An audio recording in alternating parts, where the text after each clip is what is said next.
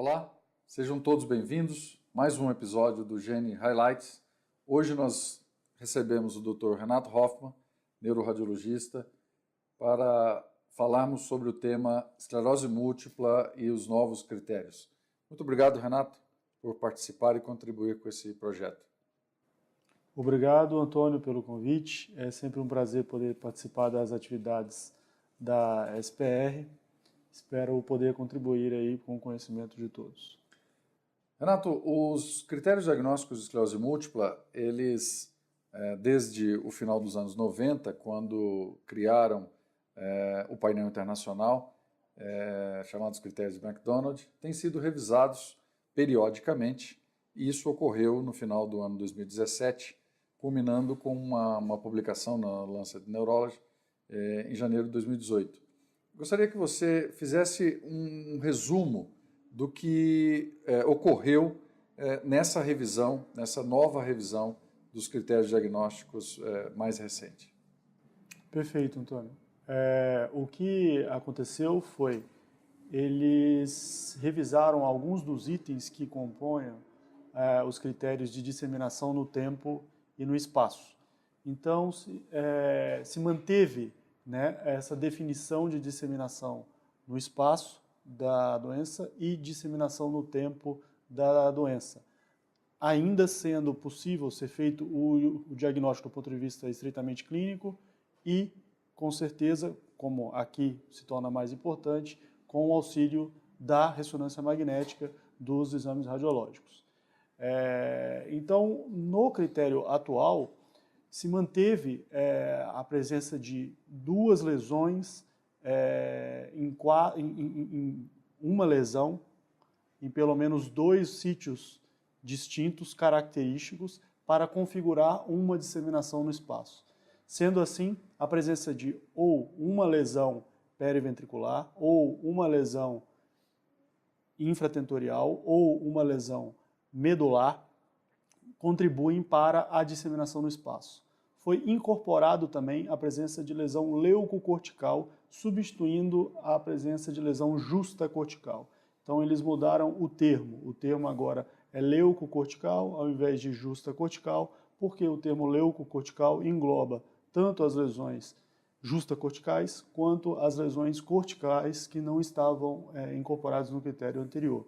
Quanto à disseminação no tempo, se manteve a ideia de que o aparecimento de uma nova lesão em T2 ainda configura disseminação no tempo, da mesma forma um novo surto também é disseminação no tempo, e a presença de uma lesão realçando, né, sendo ela sintomática ou assintomática, também configura disseminação no tempo.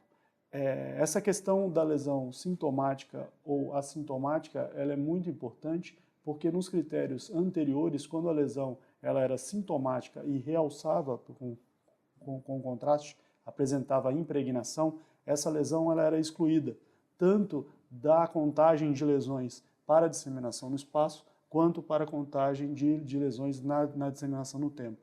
Agora, para facilitar o diagnóstico, eles perceberam que seria interessante, então, excluir essa forma de exclusão do diagnóstico. Todas as lesões são contadas e isso facilita bastante, né? Sim. É interessante porque tanto disseminação espacial quanto disseminação temporal são pilares que se mantiveram de uma maneira bastante ampla, com variações pequenas nessa interpretação. Houve em 2016, uma recomendação do grupo europeu, Magnins, de inclusão do nervo óptico. Como você disse, foram mantidos as 4 localizações: medula, infratentorial, periventricular e agora leucocortical, mas não aceitaram a inclusão dos nervos ópticos. É isso? Perfeitamente. O Magnins propôs incluir os nervos ópticos, que são um sítio frequente de lesão desmielinizante, na contagem do espaço. Em contrapartida, para aumentar um pouco a especificidade, eles tinham proposto que pelo menos 3 lesões periventriculares deveriam ser identificadas. Já o critério de McDonald revisado, esse último critério, que é o critério vigente, acabou-se então excluindo o nervo óptico e mantendo uma ou mais lesões periventriculares ao invés de 3. Essa exclusão do nervo óptico, acredito eu, seja por conta dos diagnósticos diferenciais, sobretudo com a neuromielite óptica e com o anti-MOG, as doenças relacionadas ao MOG. Um ponto bastante interessante nisso também é que, tanto no critério do Magnus quanto no critério de McDonald's, a avaliação licórica também foi incorporada para a disseminação no tempo. Então, ou seja, a presença de bandas oligoclonais no líquor, elas evidenciariam um processo inflamatório crônico nesse paciente, ou seja, poderiam configurar uma disseminação no tempo. É interessante isso porque, para nós, na América Latina, não existem estudos de grande casuística, estudos de cooperação multicêntrico, validando esses critérios. Os critérios, eles são do hemisfério norte, critérios europeus, norte-americanos, os estudos maiores, e que são extrapolados para a América Latina. Mas é óbvio que aqui existe um cenário peculiar, que são doenças que mimetizam esclerose múltipla, dentre elas as doenças infecciosas, e que tem, obviamente, comprometimento dos nervos ópticos, e que também tem suas repercussões no líquor. E isso é uma particularidade da América Latina para a qual os radiologistas devem estar atentos, tanto para caracterização, para preenchimento dos critérios específicos, quanto para reconhecimento de red flags, reconhecimento de sinais de alerta para diagnósticos diferenciais. O líquor, obviamente, tem muita utilidade para isso também. Sem dúvida alguma, esse ponto é fundamental de ser ressaltado, que a expertise do radiologista para fazer essa diferenciação, ela é importantíssima no diagnóstico da esclerose múltipla. Isso, sobretudo, sim, nos países latinos, né? Além disso, a neuromielite óptica também ela é mais comum, né? Tanto na Ásia quanto na América Latina. Então, esse diagnóstico diferencial tem que ser realmente feito, em grande parte dos casos, de acordo com os achados que nós nos deparamos. Apesar de não ser validado, nós tentamos extrapolar isso para a nossa população, parece ser bem aplicado, e da mesma forma também é interessante porque o critério ele é validado para a ressonância magnética de alto campo, mas não necessariamente para uma ressonância magnética, por exemplo, de 3 Tesla.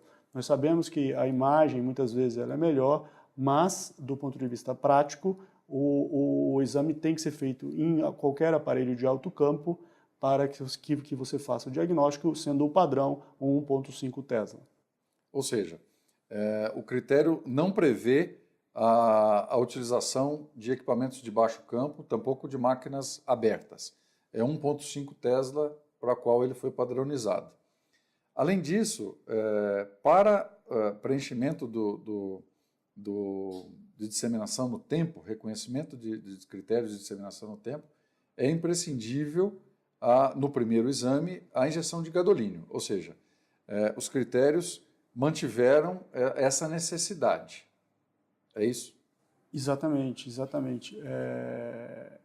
É fundamental que o exame ele seja feito em um equipamento de alto campo, tem que ser uma máquina fechada, né, dita fechada, de 1,5 Tesla para cima, e um protocolo ele tem que ser respeitado. Não se pode fazer um protocolo muito resumido nesse primeiro exame, porque é necessário que você identifique a disseminação no espaço, então, ou seja, sequências FLAIR específicas devem ser feitas, sequência T2 deve ser feita, da mesma forma como o diagnóstico diferencial ele também deve ser excluído. Então, algumas outras sequências, como, por exemplo, de susceptibilidade magnética, sequência de difusão, também devem ser incorporadas. A sequência T1 também ela é necessária, porque nós precisamos ver a presença de black holes, né, dos buracos negros, então é algo interessante. E o uso do contraste é fundamental, então ele não pode ser deixado de lado, sobretudo nesse primeiro exame no qual nós queremos identificar a presença de lesões conreais, que são lesões possivelmente agudas, as quais podem configurar a disseminação no tempo nesses pacientes. Coexistência de lesões crônicas e lesões agudas. Perfeito. Isso é interessante porque quando nós falamos sobre a validação para a América Latina, os critérios eles prevêem alta sensibilidade, mas a especificidade, uma série de outras doenças podem preencher esses critérios, inclusive com oscilações de períodos críticos e períodos intercríticos, e a demonstração de disseminação no tempo e no espaço. Ou seja, se mantém a necessidade de que não haja nenhuma outra explicação melhor para o diagnóstico de EM. Isso é bastante importante. Gostaria que você falasse um pouco sobre o protocolo. A dose de contraste, você falou das sequências, a dose de contraste é a dose usual, não há necessidade de injetar dose aumentada, dose dupla ou dose tripla. Pelos critérios, se mantém dose simples. Exatamente. Pelos critérios atuais, está recomendada, então, uma injeção de dose habitual do gadolínio. Foi feito no passado, sim, várias vezes uma tripla dose, dupla dose, com a intenção de se identificar mais impregnação de forma mais conspícua. Entretanto, foi visto que com o avançar das técnicas de ressonância magnética e dos equipamentos, isso perdeu uma necessidade prática. O que a gente recomenda hoje é que seja feita uma injeção precoce e que a sequência T1 pós-gadolínio ela seja adquirida tardiamente, sobretudo aí com mais de 5 minutos para a gente conseguir ver de uma forma mais conspícua essa impregnação. Na prática, como é que você projeta isso para o exame? Como é que se faz isso na rotina? Olha, do ponto de vista prático, na verdade, você pode começar com uma sequência T1 e logo em seguida ao T1 você já injeta o contraste e você adquire as demais sequências. T2, difusão, SWI, as outras sequências exatamente. Depois, flare, mesmo que o flare seja feito pós-contraste, e por último a sequência T1 vai dar aí uns 10, 12 minutos, exatamente. Mais ou menos. Isso torna bastante eficiente a detecção de realce, de uma maneira mais tardia. Ok, acho que as recomendações são muito práticas e a interpretação dos critérios também, apesar das modificações serem significativas, também é algo simples e muito factível. Para a gente encerrar, eu gostaria que você fizesse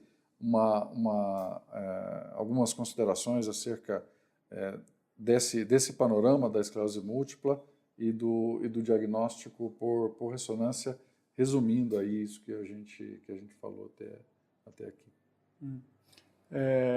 Eu acho que o importante dessa conversa é a gente ressaltar que a ressonância magnética ela adquiriu ao longo do tempo uma importância fundamental no diagnóstico e no manejo desses pacientes.